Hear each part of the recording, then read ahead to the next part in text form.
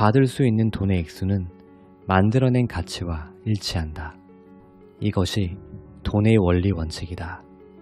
예를 들면 어떤 일이 시급 1만원일 때 8시간 일하면 8만원을 받을 수 있다.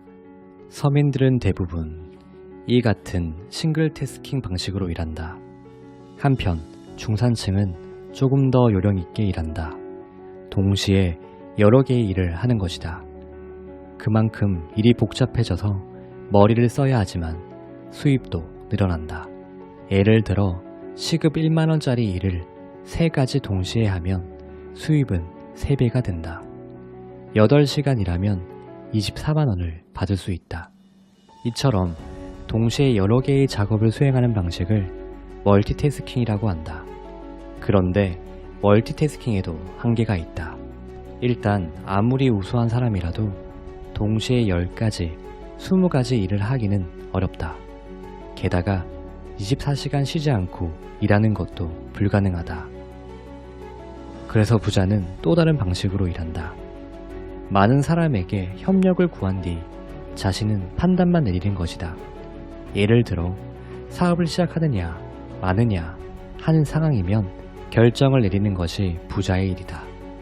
이 의사결정 하나로 수많은 사람이 움직이기 때문에 혼자 일할 때의 몇십 배의 가치가 탄생한다. 그렇게 해서 부자는 훨씬 많은 수입을 얻는다. V 열차에 타고 싶다면 싱글 태스킹, 멀티태스킹을 졸업하고 의사결정만으로 가치를 창출하는 단계로 나아가야 한다.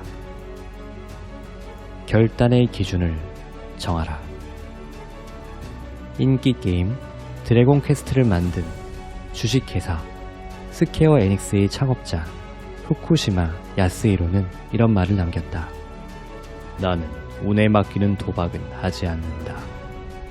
무언가를 할 때는 반드시 이 정도 손해까지는 괜찮다는 기준선을 정한다.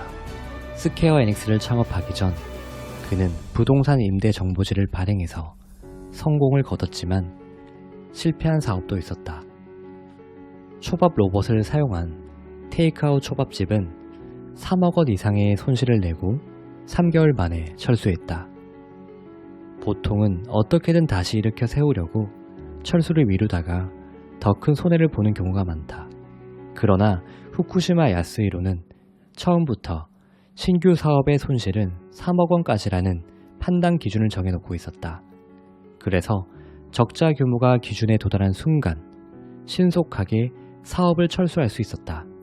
이 결단 속도가 훗날 컴퓨터 게임 업체에서의 대성공으로 이어진 것이다. 결단을 내일로 미루지 말아야 한다. 소프트뱅크의 손정희는 이렇게 말했다. 사업의 성공은 확률 문제다. 즉, 여러 차례에 도전할수록 성공 건수도 늘어난다는 뜻이다. 그렇게 하려면 지체 없이 과감하게 결단을 내려야 한다. 그러나 사람들은 대부분 결단하기를 두려워한다.